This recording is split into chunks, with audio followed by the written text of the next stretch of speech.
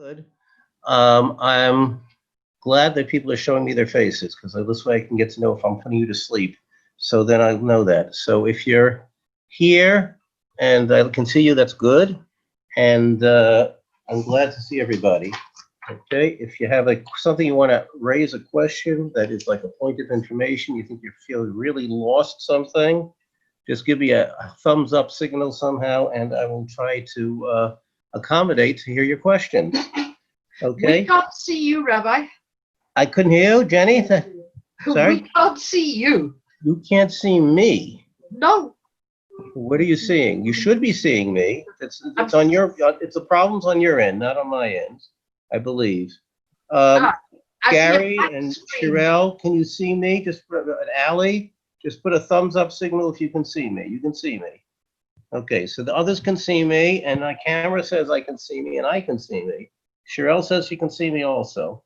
So Well, there's that's something wrong with the way your camera your setting is on your visuals. Okay, Jenny? But I'm all going right. to. I'll Okay. try and. Okay, good. Okay, so uh, the question that the question of our tonight's topic, right, is the way the topic is what am I going to tell my brother why I cannot come to his wedding? There are two scenarios, nothing to do with coronavirus, and I can't come because the airport is closed or because I'm afraid that I'll get sick or anything like that. We're talking about two situations that could come up in which you would have a very serious halachic issue involved in it. And I'm going to present the cases, present some of the historical background, mostly present the halachic background, because after all, that's my niche is more halacha, although I do enjoy history and I will always share history when I can. And there's going to be some history in this discussion too. But the two case situations that would be the most likely situation where you would be faced with this. Okay, situation number one would be where your brother is marrying a non-Jewish woman. Okay, and you are halachically feeling inappropriate or not allowed. We will talk about that to attend the wedding because he's marrying somebody non-Jewish. We're all familiar.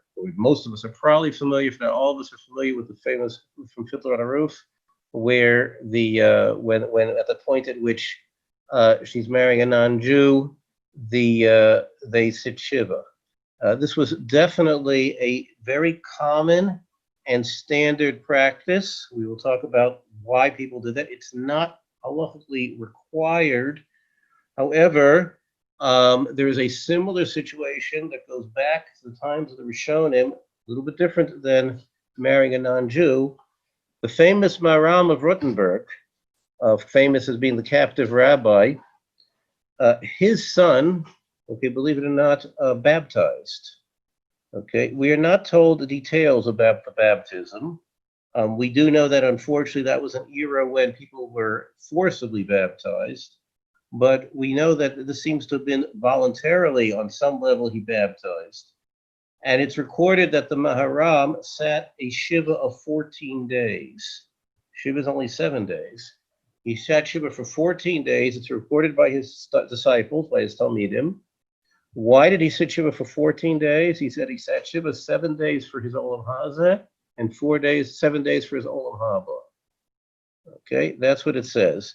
Now, it's never recorded in halacha that there's a requirement to do such a thing. Not to sit Shiva for 7 days, not to sit Shiva for 14 days, not to sit Shiva because his son baptized, not to Shiva because he quote unquote married out, as the old jargon used to be said about it. It became a practice, a custom that was not universally accepted, but was often accepted. I'm just going to share with you a few other incidents where people have handled the situation in similar ways, and this is to give background on the question.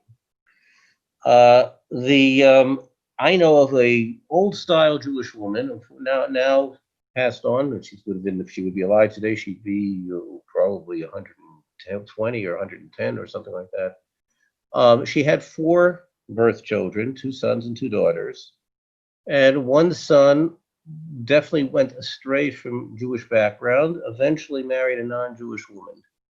Okay, while he was not observant, she still recognized that she had 4 children. The day he married a non-Jewish woman, from then on, she would tell people she had 3 children, a son and 2 daughters. And in her conversation and in her as far as she was concerned, she said he no longer exists in her life. Okay, she cut him off in life, not only technically, but she emotionally attempted to cut him off completely. This was her approach to his quote unquote marrying out. Okay, just picking that as an example. I'm going to share with you another Shiloh that came up, 2 Shilohs that came up. One of them not so long, not so recently, one of them fairly recently, but they border on the same type of a question, and then we can talk about a little more detail. Case Shiloh number 1, a number of years ago, a fellow who is himself originally from a Baal Tshuva background.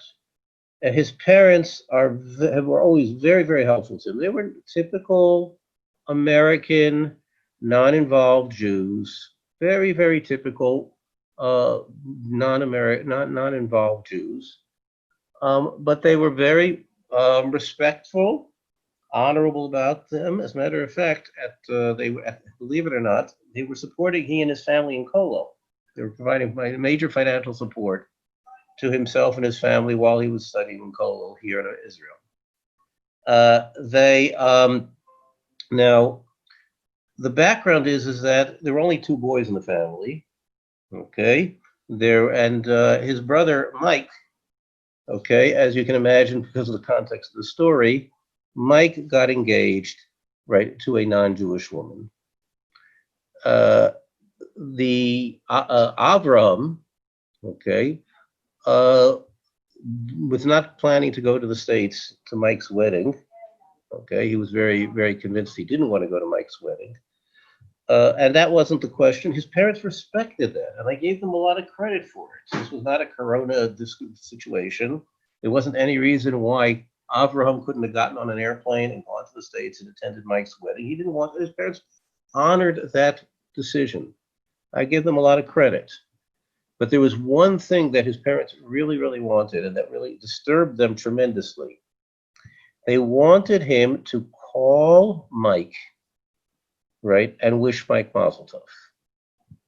And their context was, we have only 2 sons, okay, and I understand that in your beliefs and your religion, you can't come to the wedding, but we want you to call him and wish him Mazel Tov.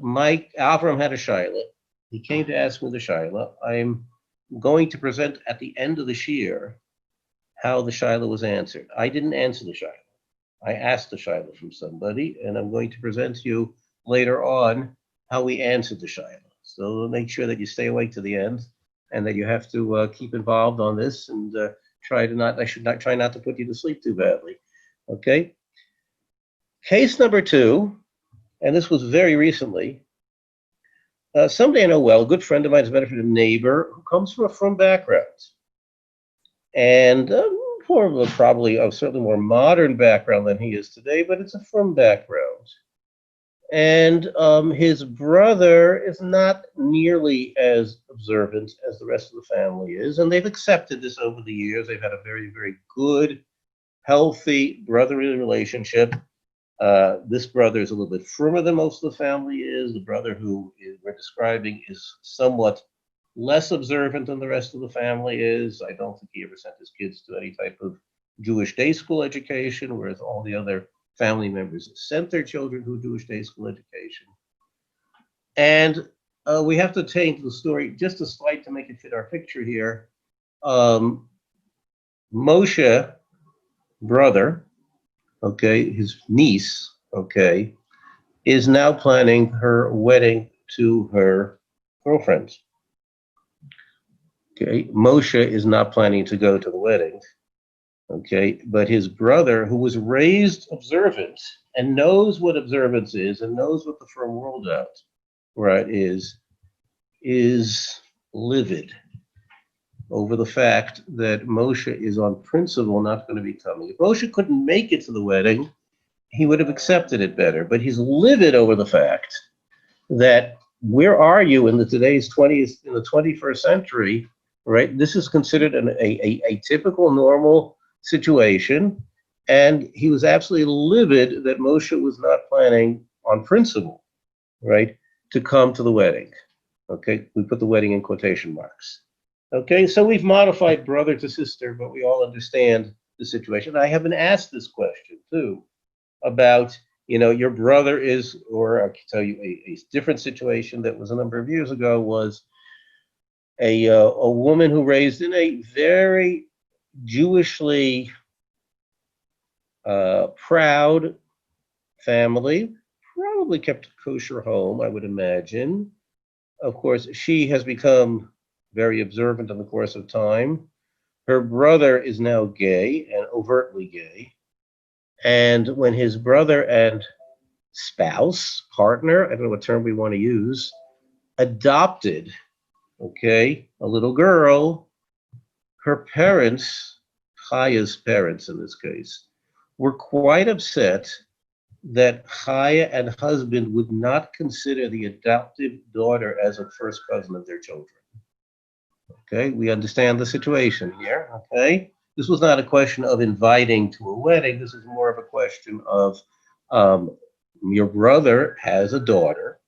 I agree she's an adoptive daughter because there is no way in the world she can have a biological daughter with his marital partner as it is now. But they adopted a daughter, and now we, the grandparents, have grandchildren on your side, and we have grandchildren on his side. And we don't like the fact that you don't consider it all one happy family. Okay, so these are real questions that we have to understand.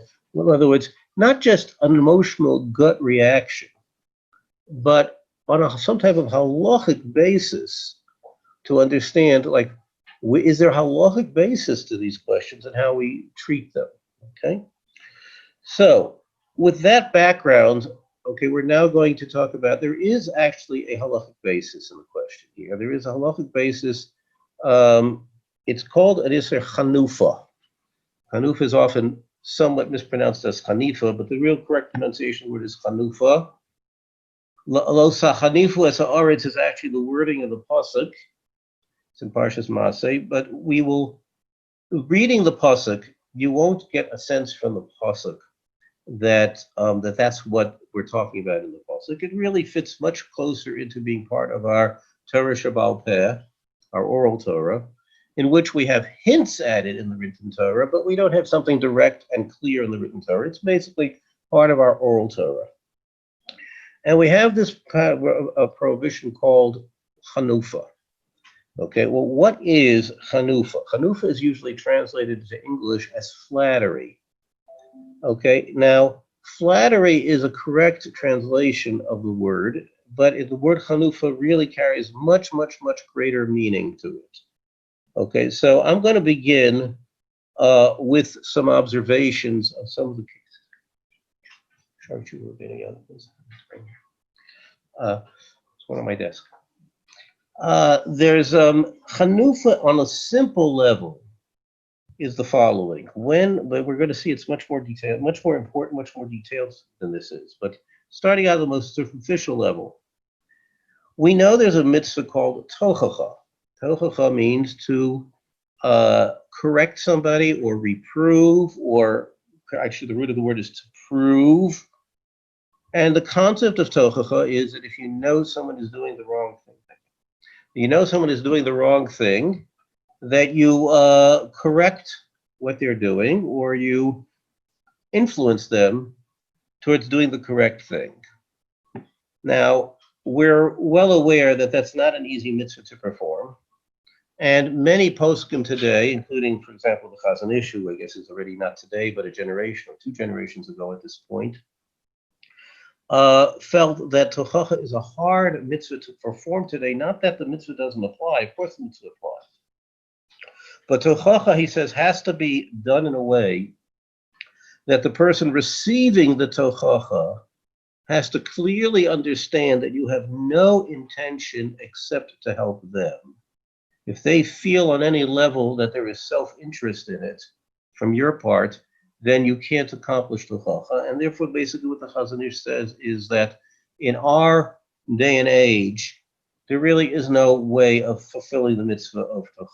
There, we're just not ready. We're not holding by that level. Or to put in better words, the majority of us are not holding by that level in most situations. Okay, we may find an individual situation where it applies, but on the general rule of thumb, we're just not holding by this. We're not able to accomplish this the way it has to be accomplished. And therefore, we are basically anus, which means it's beyond our ability to fulfill the mitzvah. That doesn't mean we don't have the commandment. It means we just can't do anything about the commandment.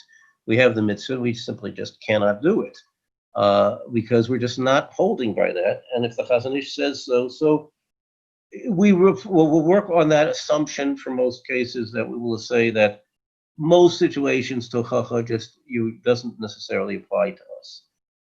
Now, why did I mention tochacha? Because chanufa on an obvious level appears to be exactly the opposite. Tochacha is that somebody is doing something that's clearly wrong, okay? And in the situations that have, let's say, so tochacha would be, you call your brother and say, why are you marrying a non-Jewish woman? Don't you know better than that? Well, we all know that that's not going to accomplish very much. Even if he's someone who should know better than that, right? It's probably not going to accomplish much, okay? Next would be the brother who's making a wedding for his lesbian daughter, and you tell him, but you grew up Orthodox, and you have traditional values, and you go to an Orthodox shul when you do go to shul, right? Don't you know that this is something wrong Jewishly with that? And of course, the brother will be very upset at that, and he'll say, what world are you in? Aren't you with the times? Don't you know what's going on in today's world? And after all, she's happy. It's very important. The most important thing in life is to be happy. They're happy together, right? And they're in love. Right, and today's world, two lesbians will gladly bring children into the world, right? They'll just do an artificial insemination from a donor, usually the egg of one, and the other one is the surrogate mother, and they carry a child together. And they're both the mothers of this child. So what's your problem? What's your problem? After all, the girl that she's marrying is Jewish, so it'll be a Jewish household, right? Or some similar such line. So it's not gonna. We know, unfortunately, that trying to accomplish tochacha in today's world on these situations just isn't going to make it. I'm going to show then. I'm just going to point out. Ezra was faced with this. We talk. Problems of intermarriage are not recent. Ezra lived 2,300 years ago, and in Ezra's days, just take a look when you have a chance at Ezra chapter 9.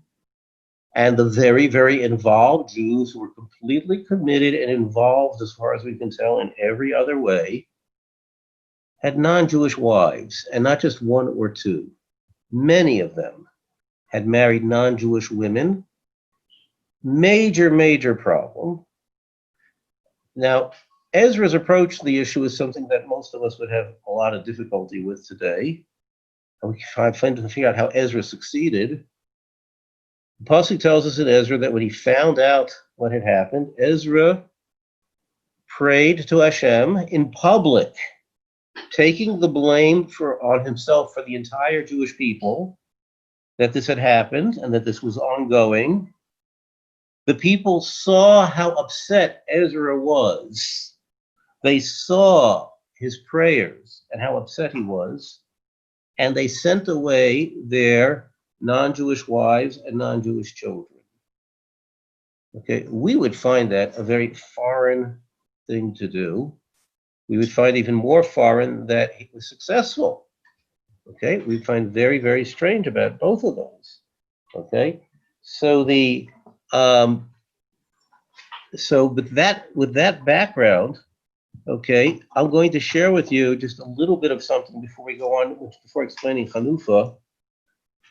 Because we talked about, what's considered, what we've seen as the traditional approach, even though Fiddler on the Roof is not a very traditional story, notwithstanding the famous song. And the other approaches, we've seen Ezra's approach. There's also an organization called EJF, stands for Eternal Jewish Family. Okay, EJF is an outreach program under very Talmudic auspices. The posek involved is Reuben Feinstein, or Moshe Feinstein's son. EGF does not do conversions.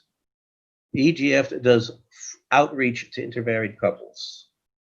The target of their outreach is to have the couple, if the mother is Jewish and the father is not Jewish, that the family should be more Jewish in the sense that the children should have as good a Jewish education as they can have, the day school education if possible. Okay. If the mother is non-Jewish and the father is Jewish, the approach is that they do outreach to both members of the family with the understanding that they would like to bring them on board to eventually have a halachic conversion, right? EGF does not do conversions. They will study with the people, bring them to the stage at which they're ready to deal with having a conversion approach, and then they will turn the situation over to a Bezdin that does conversions and leave it for the Bezdin to decide at what point they're ready for a conversion. Now, EGF is an accepted program. That doesn't mean it's not controversial. If you know things that are uncontroversial in the Jewish world, please tell me about them. But there are, the Eidach Haredis here came out very opposed to it. They said that there's no reason why the standards for Geirus or the outreach to non-Jews should be any different under these circumstances, right? And EGF's answer has been, these people are going to be raised as Jews. They're going to be considered Jews in the environment, and therefore we feel that we do have a different way of approach. We have to approach this on some level differently. I'm not getting involved in that question right now because that's not our issue for right now. I'm just pointing out the background. Okay? We're now going to shift gears and I'm going to explain what Chanufa is. Okay? Tochacha is telling somebody that you did something wrong and it's in your best interests to improve or change it. Okay? Chanufa is the opposite. They did something, I tell them, there's nothing wrong with that you did anything wrong. It's perfectly okay. Nothing was done wrong. It was okay to do it. Okay? That's what we call Chanufa. That's what's called flattery, which means that we're telling somebody that they did something that's not good is good. Okay? That's the most obvious level of what Chanufa is, but Chanufa gets much, much deeper. In the Rabbeinu Yonah in Sarei Tshuva brings a list of qualities of types of things that he considers to be Chanufa. Okay? And he gives a whole list of them, and many of them fit exactly the description we fit. Okay? You tell a person that he did wrong, that what he did is perfectly fine to do. Situation one. Situation two. You tell somebody who is a known Russia, okay, and you compliment him. You give him a lot of kavod, lots and lots of honor and kavod you give him. Well, I'll give you an example of this. I mean, I know there's been a lot of discussion about yeshivas having guests of honor at their dinners who are not observant people, and I know many poskim will hold that it's halachically wrong as a violation of Chanufa. Okay, but there's, but in an extreme case, you'll have somebody who's a big donor to Jewish causes or a potential big donor to Jewish causes, but he's widely known to be highly corrupt. Okay, in many ways. Okay, he's managed to keep himself out of jail, right? Which, however he's managed to do so. Okay, that everybody knows that his millions and billions and trillions are made in the fact that he's the biggest brothel owner in the Western world. Whatever example you want to pick.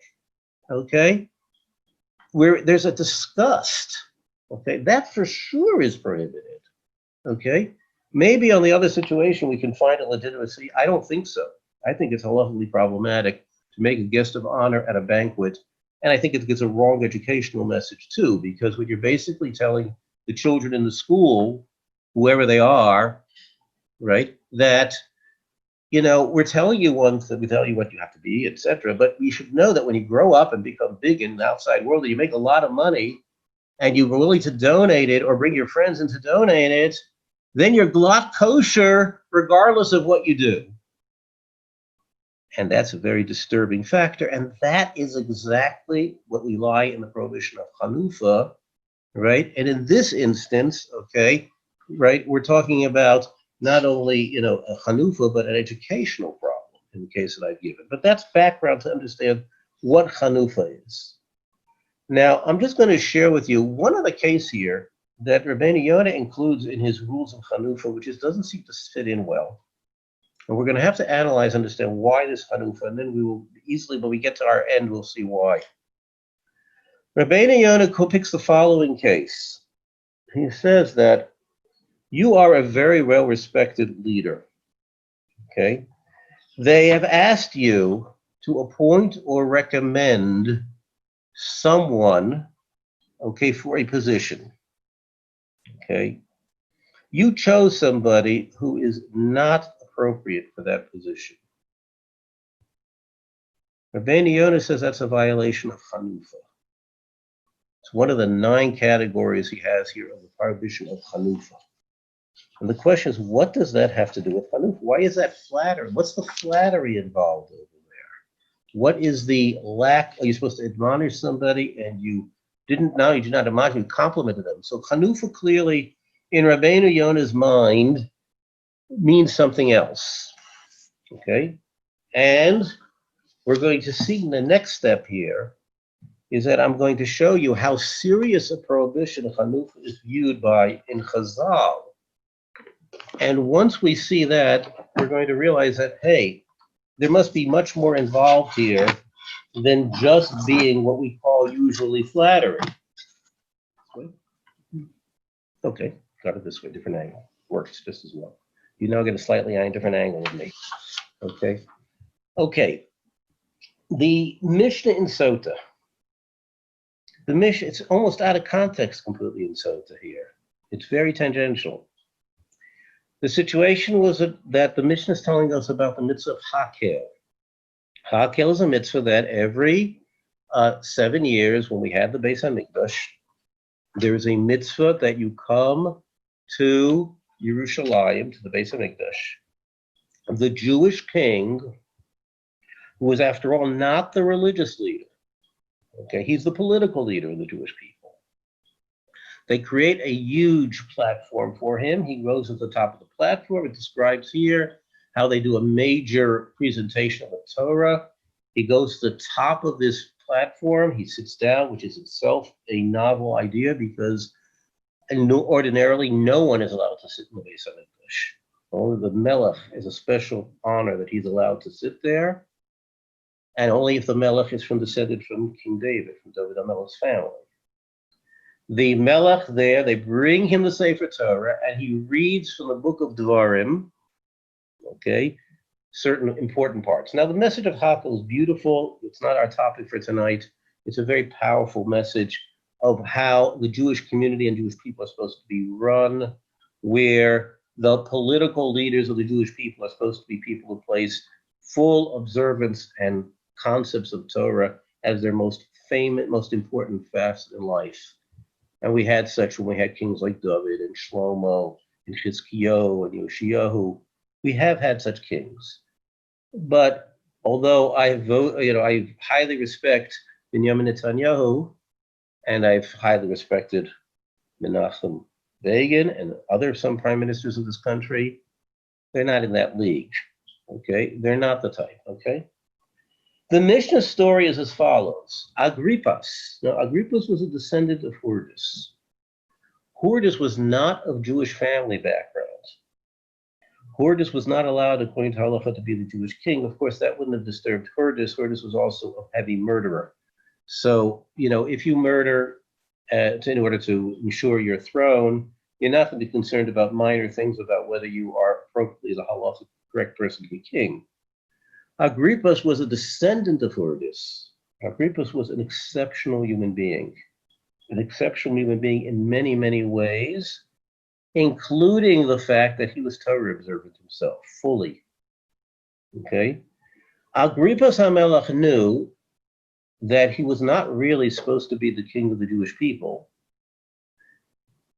when he performed the mitzvah of Hakel, which was not required, okay, in his situation, his age, I am, in fact, the king of the Jewish people. I'm going to perform the mitzvah of Hakel, he said, but whereas the Malch kings from the David line are allowed to sit down in the Beis HaMikdash, I am not from David's line. I am therefore not permitted to sit down in the Beis HaMikdash. And he performed the entire procedure of Hakel while remaining standing. Now, you have to realize the ramifications of that statement, okay? If you think about it, this is the man who's the king of the Jewish people. He is all powerful, okay? That's an incredible statement about the human being himself, okay? The Mishnah tells us that while Agrippus is reading the story of Hakel, the Parsha of Hakel, he reads the words of the Torah that say, you are not permitted to place upon yourselves as king a man who is not born Jewish, who is not from Jewish brethren. Agrippus reads those words, and the Mishnah tells us that he began to cry. Okay? Can you imagine the emotion of the situation here? Okay? The Mishnah tells us, right, that the rabbinic leaders at the time turned to him and said, Agrippas, achinu ata, achinu ata. You are our brother, you are our brother. Okay? Meaning, you're one of us. You know, you keep Torah mitzvahs like the best of us. Okay? The Gemara says, at that moment, they should have been destroyed off the face of the earth. Why? What did they do wrong? Agrippas was all powerful, yes. They were not in any position to correct him. But when Agrippas began to tear and to cry over the fact that he had taken the mind, he was the king and shouldn't be that, what should they have done? They should have said nothing. They were not in a position to say anything to him, but they don't have to tell him he's doing the correct thing when it's not correct halachically. That's called chanufa.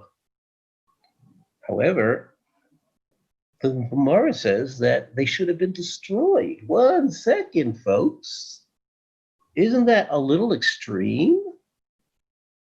Yeah, we can't fulfill the mitzvah of tochacha. We can't start admonishing Agrippas and tell him, no, you're right, by the way, King Agrippas, you should really give up the position, and we have somebody else lined up to take it over from you. No, you can't do that. Even if Agrippas is a great tzaddik, right, and a great individual, a fine human being, right? And halavai, most of us should do as much mitzvahs as he was doing, but you can't do that. That's too far. And everybody knew that was too far, but you can keep your mouth shut. Okay, now, but you said you're okay? It's okay with us? That's fine. Why is that something for which they should have died? The answer is that this is falsifying Torah. And falsifying Torah is something that we're required to give our lives. Okay, now I'm going to give you the example, okay, that shows this. Okay? There's a famous piece of Marshal. Famous Marshal lived in the 1500s, in the 16th century. Shlomo Luria. Right? He wrote on the following passage of the Gemara. I'm going to read the passage of the Gemara first. The Gemara tells us an interesting story. It's a background. Again, this Gemara is also background, side point to the original issue. Very side point. That doesn't mean it's any less important. The original issue is a very fascinating halacha. We know about in Parshas Mishpatim, the Torah tells us all sorts of halachas that if you have an animal that damages somebody else's property, right, when you have to pay, when you don't have to pay. In general, just background on it, halacha's approach in those issues, by the way, is much more lenient on the person who did the damage than civil law is in our most Western world. In the Western world, you have an animal, a pet, and it damages, you're going to be obligated to pay for what it damages. In halacha, it's not always so certain. It's a complicated topic. It's not our topic for tonight, the subject of Baba Kama. But that's what much of Baba Kama is about, when you are, when you're not obligated. You read the Chumash, you also see that it's quite clear there's times that you're obligated, times that you're not obligated.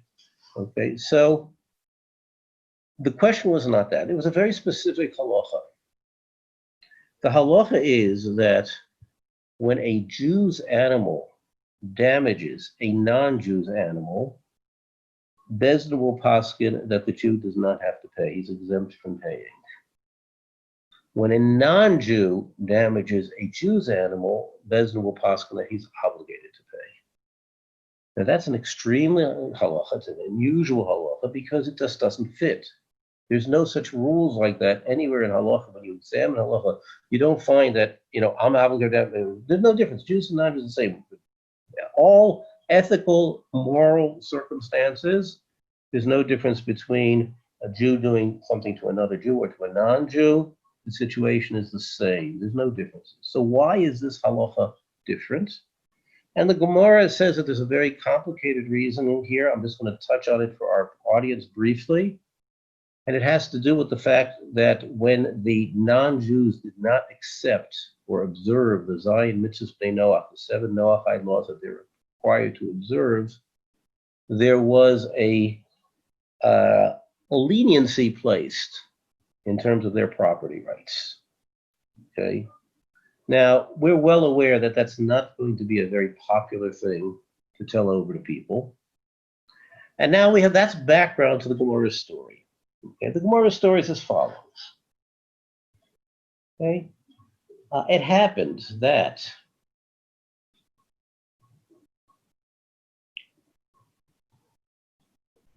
the Roman government sent 2 Roman officers to the yeshiva, and they said, we want to learn Torah.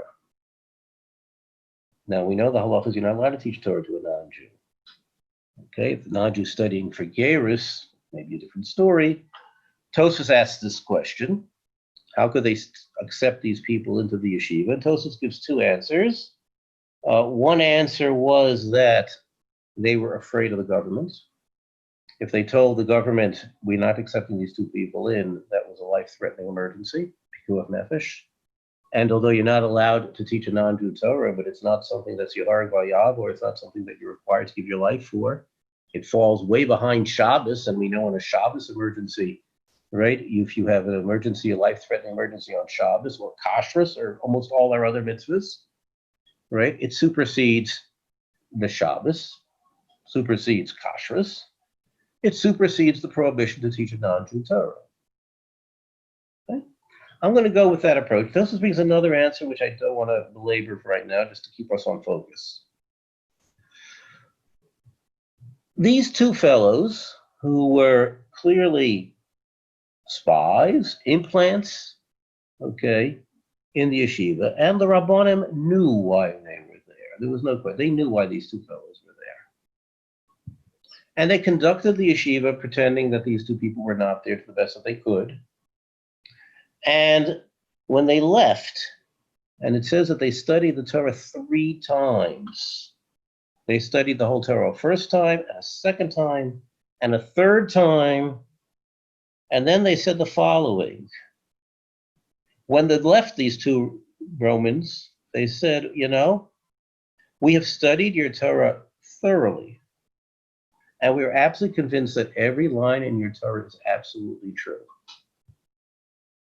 Okay, we've seen it, we've checked it, we've compared it. It's all true, except for one law that makes no sense.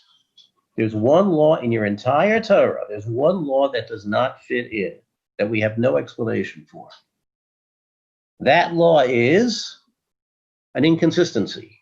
Why is it that if a Jew damages a non-Jewish property, he's exempt, and if a non-Jew damages a Jewish property, he's required to pay?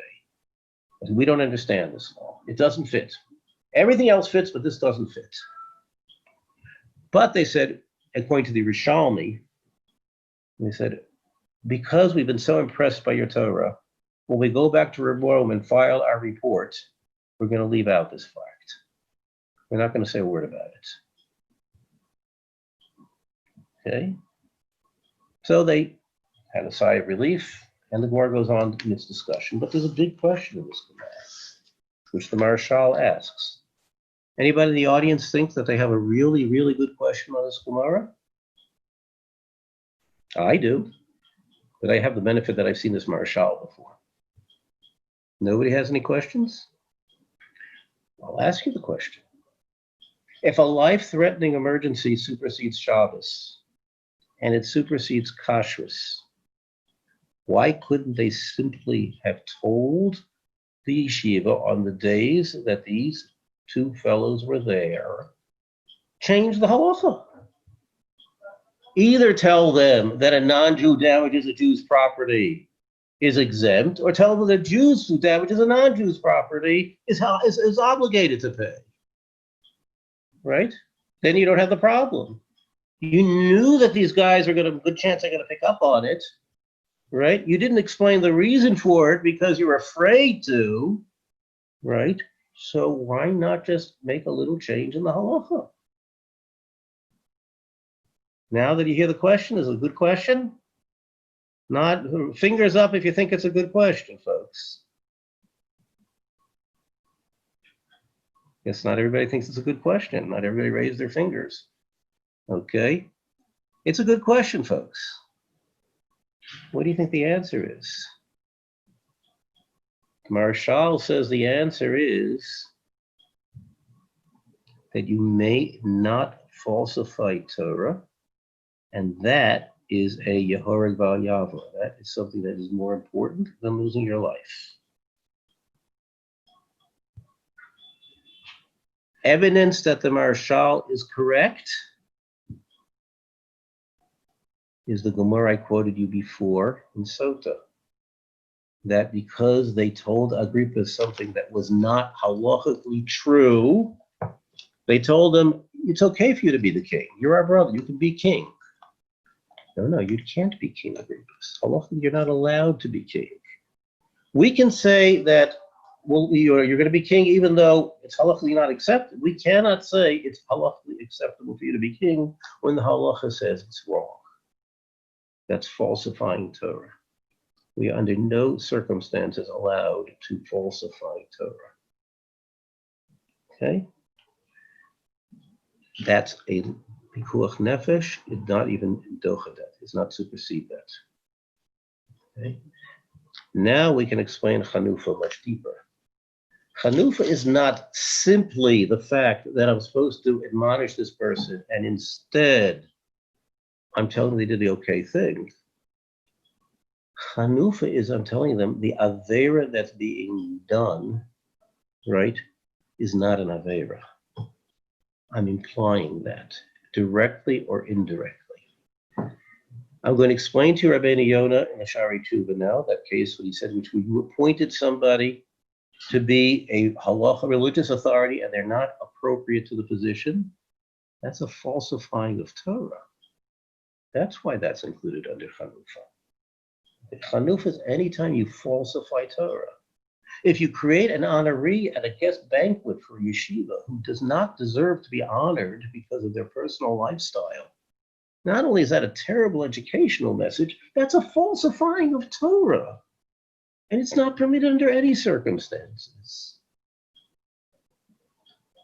I'm now going to present to you a case that Rabbi Yosef Feinstein was asked, and he explains in his answer, in his response, the whole concept of what Chanufa is. And what I've told you is basically just taken from his ideas there. The case is as follows. You have a community.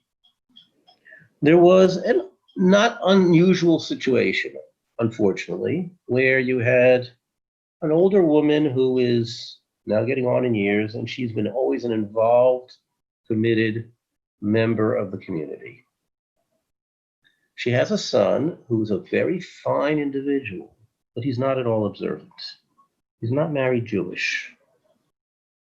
He has been very helpful to the shul. They don't tell you how, whether it's in donations and helpful to other people. It's unclear from the question, but it doesn't really make any difference.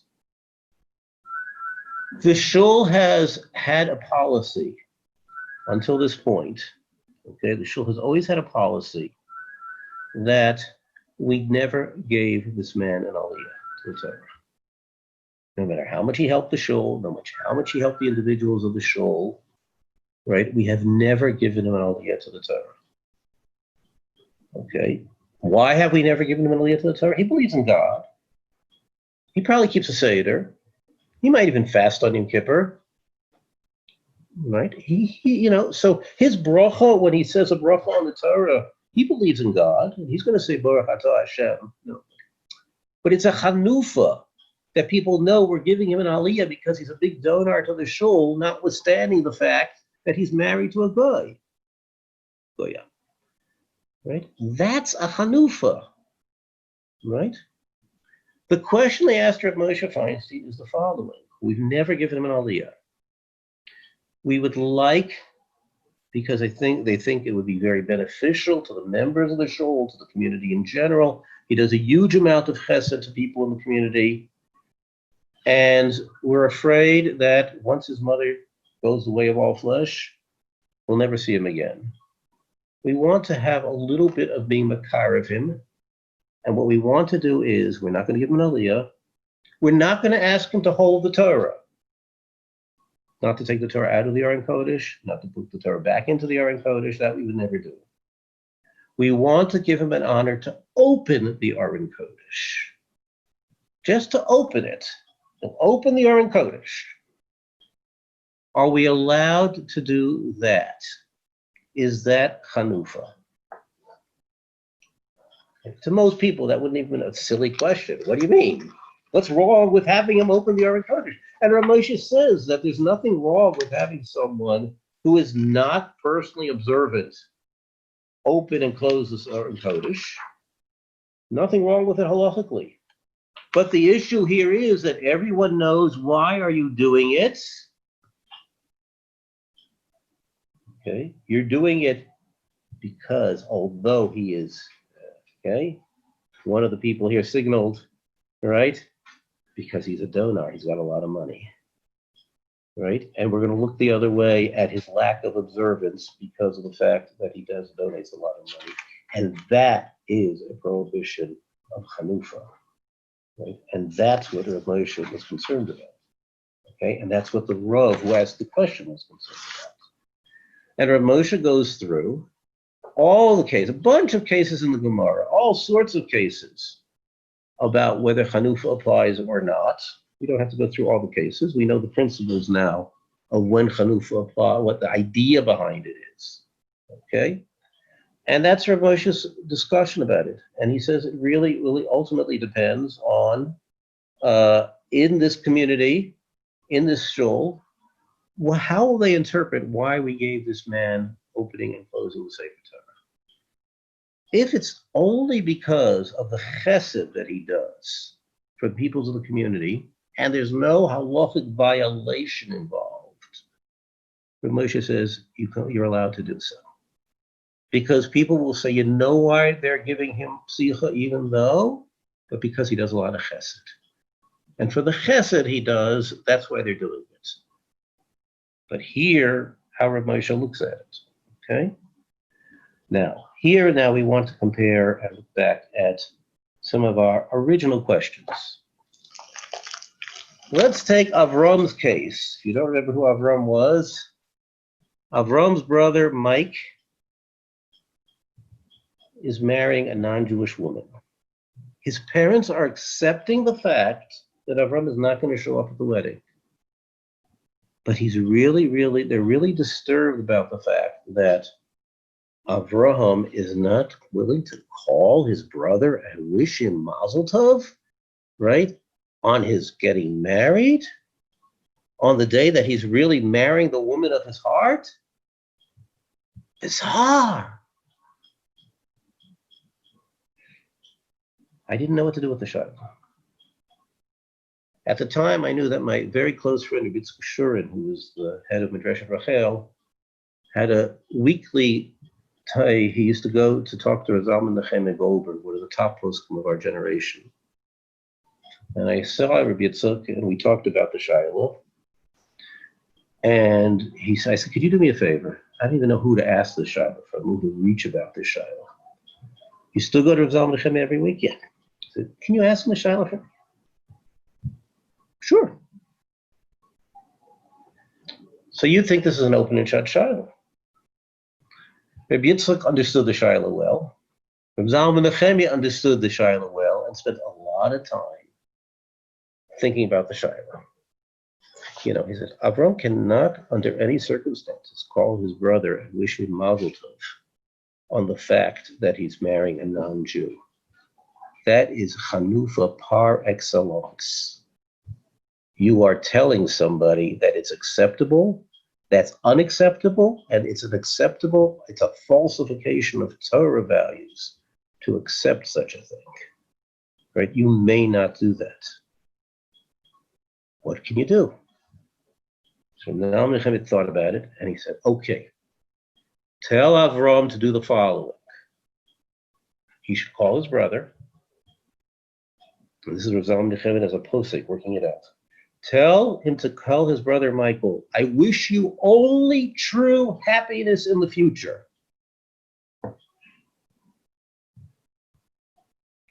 Michael will be very thrilled, right, that after all, his brother called him and wished him true happiness. Avram never wished him true happiness in his marriage. There's no way a Jew will ever be happy in a marriage with a non-Jewish woman.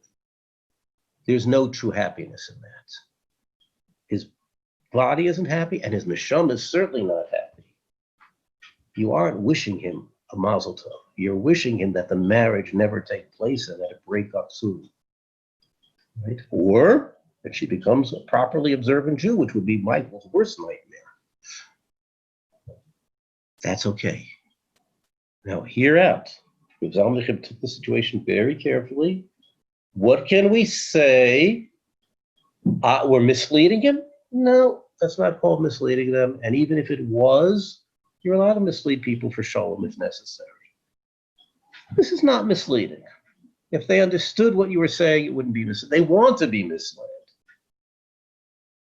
Avram did so. He said what he was instructed. He called Michael. He did a phone call. Parents were happy. I have no idea if Michael is still married or not, but it's not my issue, right?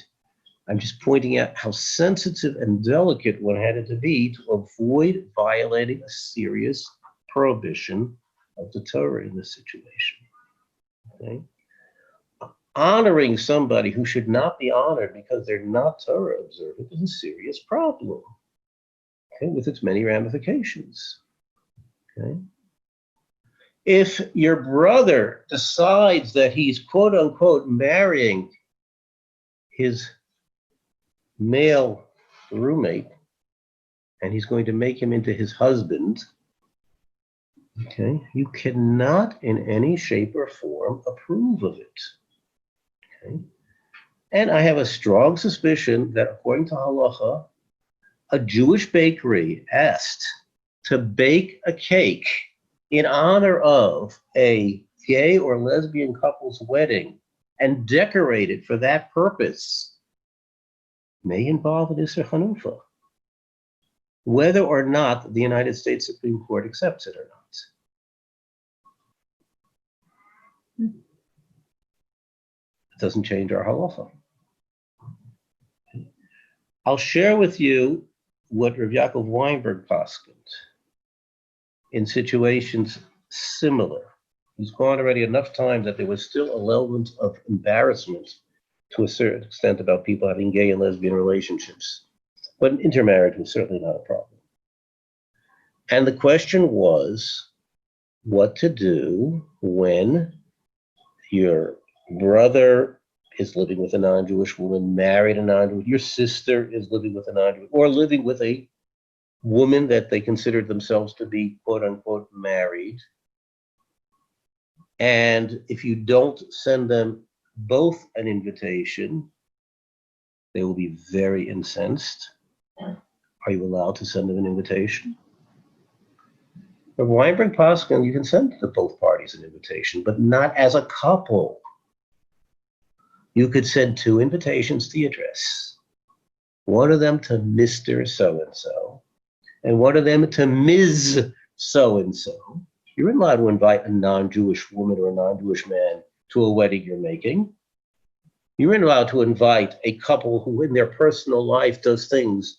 You can invite people that do lifestyles that we don't approve of to a wedding or a bar mitzvah.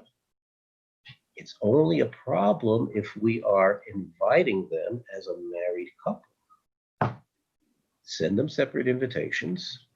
If you have no assigned seating, that's great. If you have assigned seating, don't sit them as a couple together. Have separate place cards, probably possible, put them at separate tables. Right? But don't put them as a couple. And that you can do. Right? Because we're not rejecting the individual, we are rejecting the relationship, which is an anti-Torah relationship. Right? That's where Hanufa falls in. Right? To accept that relationship is where the problem is.